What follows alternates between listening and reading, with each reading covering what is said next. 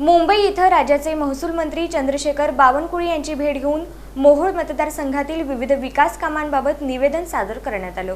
मुंबई इथं राज्याचे महसूल मंत्री चंद्रशेखर बावनकुळे यांची भेट घेऊन मोहोळ मतदारसंघातील विविध विकास कामांबाबत निवेदन सादर करण्यात आलं।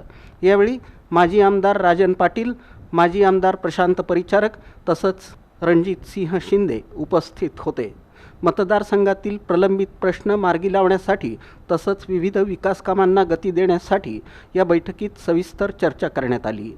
मोहोळ तालुक्यातील रस्ते दुरुस्ती, पिण्याच्या पाण्याच्या योजना, महसूल विभागाशी संबंधित प्रलंबित कामे, शासकीय जमिनींचे प्रश्न तसंच ग्रामीण भागातील मूलभूत सुविधांच्या विकासासाठी आवश्यक निधी उपलब्ध करून देण्याची मागणी यावेळी करण्यात आली।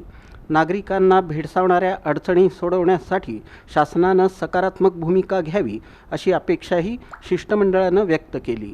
महसूल मंत्री चंद्रशेखर बावनकुळे यांनी निवेदनाची दखल घेत संबंधित विभागांना आवश्यक सूचना देण्याचं आश्वासन दिलं। मोहोळ मतदारसंघाच्या विकासासाठी शासन स्तरावर आवश्यक सहकार्य केलं जाईल असंही त्यांनी यावेळी सांगितलं। या भेटीमुळे मोहोळ मतदारसंघातील विविध विकास कामांना गती मिळण्याची अपेक्षा व्यक्त केली जात असून स्थानिक नागरिकांमध्ये समाधानाचं वातावरण निर्माण झालं आहे।